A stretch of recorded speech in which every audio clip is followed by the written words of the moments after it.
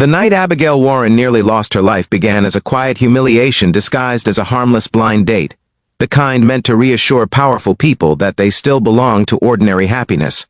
Rain slid down the glass walls of her downtown Seattle penthouse like tears she refused to shed, blurring the city into trembling lights as she stood staring at her reflection, a 41-year-old CEO who had everything except the one thing her heart silently begged for. That evening, she believed she was walking into an awkward dinner arranged by concerned friends who thought heartbreak and success could not live in the same body.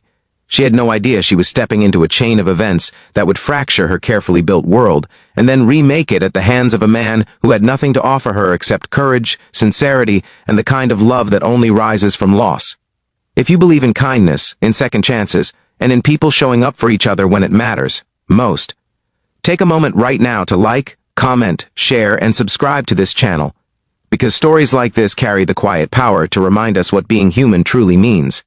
Abigail's life had been built on measurable victories. She ran a national security tech company out of Chicago before relocating to Seattle for a major expansion, commanded boardrooms full of men who once doubted her, and signed deals that reshaped industries. Yet none of it shielded her from the quiet damage left behind after her husband Marcus died suddenly 4 years earlier, leaving behind a silence so heavy it settled into her bones. Friends pushed her to move on, to meet someone, to remember what joy looked like without contracts and quarterly forecasts.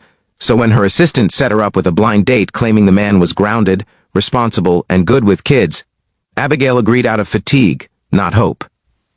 She arrived at a quiet waterfront cafe, expecting a polished professional. Instead, she found Thomas Reed, a 38-year-old construction site safety supervisor with rough hands, tired eyes, and the quiet intensity of a man who had learned to live for someone else after the worst had already happened. Thomas had arrived early, his posture stiff with nerves he had not felt since his wedding day long ago. His wife Hannah had died in a freeway accident 6 years earlier, leaving him alone to raise their son Noah, now 9 years old, a bright and fragile boy, who still waited for his mother to come home some nights. Thomas had not dated since. Life had become an endless loop of school lunches, night shifts, and trying to be two parents inside one exhausted body. When his sister-in-law insisted he go on the blind date, he agreed entirely for her sake.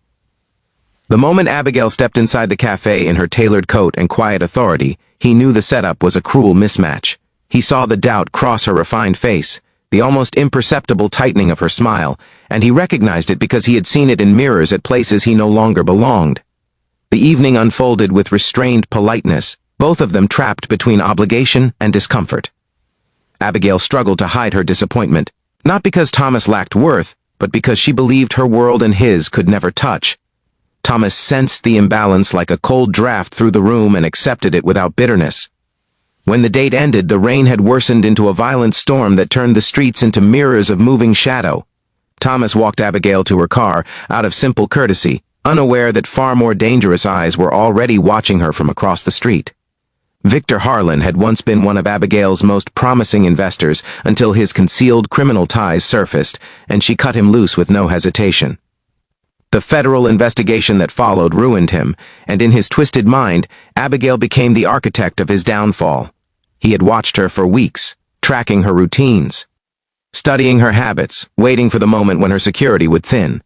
That rainy night when he saw her step out of a cafe accompanied only by a single man with no visible protection, he believed opportunity had finally arrived. As Abigail reached her car, Thomas sensed movement behind them that did not belong to the rhythm of normal city life. Years of safety work on dangerous job sites had trained his instincts to recognize when something was wrong before the mind could explain it. The air shifted in a way that made every nerve in his body tighten. He turned just as two men emerged from the shadows between parked cars, their faces hard with purpose. Abigail barely had time to register the threat before hands grabbed at her arm, yanking her backward toward the alley. Terror surged through her in a wave so sudden it stole her breath, and in that instant, titles, wealth, and power evaporated, leaving only the raw truth of mortal fear. Thomas reacted without calculation. He had not thought of himself as brave in years. Survival and steady endurance had replaced heroics in his life. But when danger reached for Abigail, something ancient and unreasoned rose inside him. He threw himself between her and the attackers, absorbing the impact of a blow meant for her as pain exploded through his shoulder. The alley erupted into chaos as rain mixed with blood and shouts that swallowed the night. Thomas fought with the clumsy desperation of a man fighting not to win, but to protect. He stumbled, rose again, and drove his weight forward with a fury born from memories of the night he lost Hannah, and the unbearable knowledge of what it felt like to be helpless. Sirens eventually cut through the violence like knives through fog. The attackers fled, melting into the maze of streets before police could arrive. Abigail knelt beside Thomas on the rain-slick pavement, her hands shaking as she pressed against the deep gash in his forehead, aghast at the blood soaking through his jacket. In the flashing red and blue of emergency lights, the illusion of her invulnerability shattered completely. She realized with painful clarity how narrowly she had escaped something irreversible, and how the man she had dismissed as unsuitable had placed his life in danger to save hers without hesitation. Thomas survived the night after emergency surgery, though his injuries sidelined him from work for weeks. Abigail did not leave the hospital once she arrived. Sitting alone in sterile waiting rooms stripped of power and authority, she confronted emotions she had buried beneath years of control. She visited him daily during his recovery, bringing books, food, and eventually Noah, who arrived wide-eyed and cautious at the bedside of the father he had always seen as indestructible. Watching Thomas with his son broke something open inside Abigail that spreadsheets and boardrooms never had. She saw devotion in its purest form, the kind that asked nothing in return. As days turned into weeks, their connection deepened in quiet, unforced ways. There were no dazzling gestures, no grand promises, only shared silences, stories of loss exchanged with trembling honesty, and the slow rebuilding of trust between two people who had learned to guard their hearts too well. Abigail learned what it meant to be needed not for what she commanded, but for who she was when the lights dimmed. Thomas learned that safety did not have to mean isolation. That strength could also live inside vulnerability. The walls that had once defined their separate worlds thinned with each passing afternoon. The investigation eventually revealed Victor as the mastermind behind the attack. He was arrested after a failed attempt to flee the state, and the threat that had stalked Abigail finally dissolved under the weight of justice. But the deeper transformation had already taken place beyond courtrooms and headlines. Abigail began stepping away from the relentless grind that had once consumed her. Finding herself at weekend soccer games for Noah, standing awkwardly on sidelines at first, and then cheering louder than anyone. She learned how to bake crooked birthday cakes and sit through school plays where the smallest smile from a 9-year-old boy felt like a greater honor than any award she had ever received. Thomas returned to work with scars that ran deeper than skin, yet lighter than the ones he carried before. He no longer moved through life solely with the weight of responsibility. There was room now for laughter again, for quiet dinners that lingered long after the plates were cleared, for the possibility that Hannah's absence did not forbid future happiness.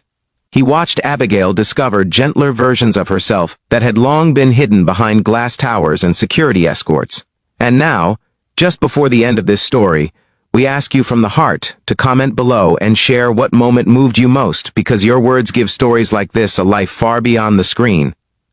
Near the anniversary of the night that changed everything, Abigail stood once more near the waterfront, not as a woman haunted by fear, but as someone transformed by grace. The rain that evening fell softly, no longer violent, as she watched Thomas and Noah walk toward her with hands linked, their silhouettes steady against the glow of the city. She understood then that danger had not only threatened her life that night, it had stripped away the armor that kept love at a distance. The joke she once believed that blind date to be had revealed itself as an unlikely miracle. And if this story touched your heart, if it made you believe even a little more in hope, in love after loss, and in the courage of ordinary people, we humbly invite you to like, comment, and share this video so its message can reach someone who needs it tonight.